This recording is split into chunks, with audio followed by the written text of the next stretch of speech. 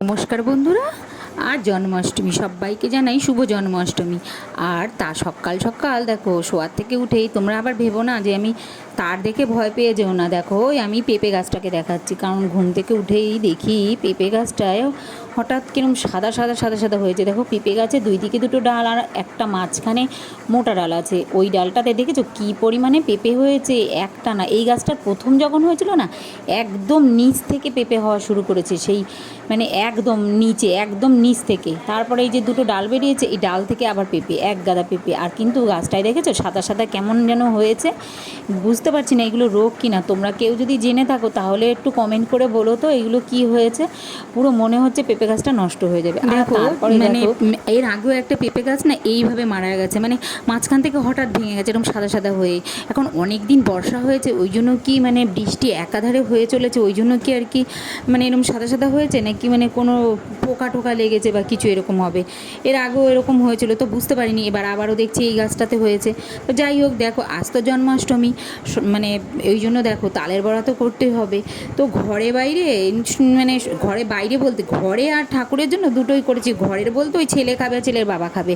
আমি তো তালের বড়া একদমই খাই না, তার কারণ প্রচণ্ড গ্যাস অম্বল হয়, আমার তো অনেক রোগী আছে। তো যাই হোক, ওই তালের বড়াও করে নিচ্ছি রাত্রেবেলাতেই। তো মানে তালটাকে তো গুলে নিয়েছি, জানি না কেমন হবে, কারণ ঠাকুরকে দেবো বলে আমি তো মুখে দিয়েও দেখতে পাচ্ছি না। এর আগে একদিন করে নিয়েছিলাম, সেটা কিন্তু তেতো টাইপের হয়েছে আর কি।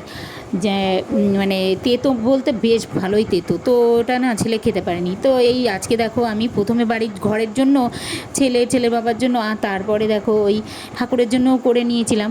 ছেলের বাবা খাবে কড়া আর ছেলে খাবে হচ্ছে নরম নরম। তো ওই জন্য আলাদা আলাদা করে আমাকে করতে হচ্ছে বারবারে করে। আর শেষে কিন্তু আমি ঠাকুরের জন্য মানে অল্প কিছু করে নিয়েছিলাম, যেহেতু আমার ঘরে তো তেমন বিগ্রহ নেই, রাধাকৃষ্ণের বিগ্রহ নেই।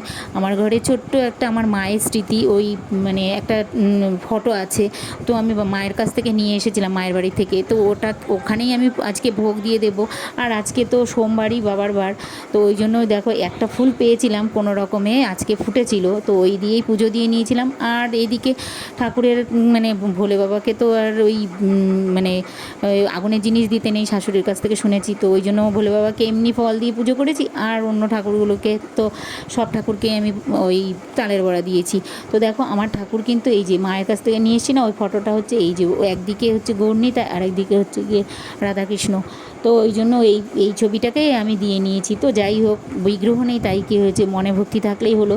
তো ওই জন্য দেখো আমি তো পুজো টুজো দিয়ে নিলাম। আর এইদিকে দেখো আমি কিন্তু আমার লক্ষ্মী মাকেও তোমাদেরকে দেখিয়ে তোমরা কমেন্টে জানাতে ভুলো না কিন্তু। তো সবাই সুস্থ থেকো, ভালো থেকো, আর আমার সঙ্গে থেকো। Good night.